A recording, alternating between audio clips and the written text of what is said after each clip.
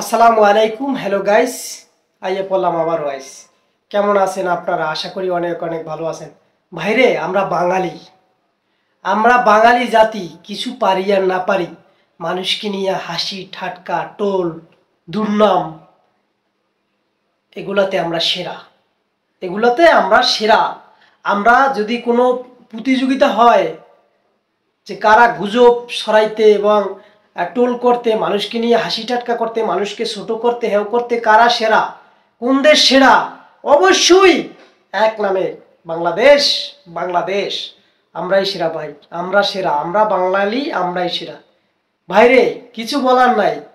মানুষের এই দুর্দিনে মানুষ কত অভাবে আছে, কত কষ্টে আছে, খেয়ে আছে না খেয়ে আছে, পড়ে আছে না পড়ে আছে, ঘুমিয়ে আছে না ঘুমিয়ে আছে। কত মানুষ ঠিকমতো ঘুমাতে পারছে না, ঠিকমতো দুই বেলা খাবার খেতে পারতেছে না। আরে ভাই, আর সে মানুষকে সহযোগিতা করার জন্য একটা ছেলে, একটা প্রতিবন্ধী ছেলে যার দুইটা হাত নাই, মিরাজ আফ্রিদি, আপনারা সবাই ওনাকে চিনেন। উনি একজন কন্টেন্ট ক্রিয়েটর। নিজের দুইটা হাত নাই, তারপরও সে কোথা থেকে কোথায় এসেছে, এটা তার তার একান্তই নিজের মনোবল এবং সাহস এবং নিজের চেষ্টায় এত দূর এসেছে। আর আমরা কি পারি? মানুষকে নিয়ে শুধু হাসাহাসি টোল মজা ফান করতে পারি। ভাই, আপনি তার জায়গায় আগে যান না, তার মতো আপনি হয়ে দেখান, তার মতো কিছু করে দেখান। ভাই, সে তো ভিক্ষা করে মানুষের কাছ থেকে ডোনেট নেয় নাই, ভিক্ষা করে নাই, ভিক্ষা করে নাই, মানুষকে বলে নাই যে আমাকে টাকা পাঠান, আমি মানুষকে সহযোগিতা করার জন্য যাব। মিরাজ আফ্রিদি, লোকটার দুইটা হাত নাই, তারপরও দেখেন সে ফেসবুক ইউজ করে কন্টেন্ট মেক করে, কন্টেন্ট তৈরি করে আজকে লাখ লাখ কোটি কোটি টাকার মালিক বলা যায়, লাখ লাখ টাকার মালিক। তার এখন একটা স্ট্যান্ডার্ড একটা সেলুন আছে, এখান থেকে সে লাখ লাখ টাকা প্রতিদিন হাজার লাখের মতো টাকা ইনকাম হয় বলা যায়। ভিআইপি সেলুন, ওখানে অনেক তো সেই মানুষটা তার দলবল নিয়ে নিজে সশরীরে গিয়ে সে তো নেতৃত্ব দিছে। তার হাত দিয়ে কি দরকার? তার হাত নাই, তাতে কি সে যাইতে পারবে না? সে তো নেতৃত্ব দিছে ভাইরে, সে তো আর মানুষকে আগাই দিতেছে না খাবার, সে নেতৃত্ব দিছে। যেহেতু টাকাটা সে ডোনেট করতেছে, সে নেতৃত্ব দিছে, সে নিজে সশরীরে গেছে, সে ভিডিও তৈরি করছে। হ্যাঁ, ভিডিও তো তৈরি করবে, সে যেহেতু কন্টেন্ট ক্রিয়েটর, ভিডিও তৈরি করতেই পারে, ভিডিওর মাধ্যমে কিছু আর্নিং আসে, সো সেই আর্নিংয়ের টাকাই তো ওখানে দিতে যাচ্ছে, তাই না? তো সেক্ষেত্রে তো সে ভিডিও তৈরি করবে। আর আমরা বাঙালি তাকে নিয়ে ফেসবুকে ট্রোল করতেছি। ভাই, আমরা ভালো হব না? না রে ভাই, আমরা কখনোই ভালো হব না। মানুষের ভালো আমরা দেখতে পারি না, মানুষ একটা ভালো কিছু করুক এটা আমরা দেখতে পারি না। মানুষকে উৎসাহ দেওয়া তো দূরের কথা, বাইরে কিভাবে মানুষকে উপরে উঠছে তাকে টেনে শেষরে কিভাবে নিচে নামানো যায়, এটাই আমাদের পেশা, এটাই আমাদের। কিছু বাঙালি, সবাই না, সব বাঙালি খারাপ এটা কিন্তু বলি না।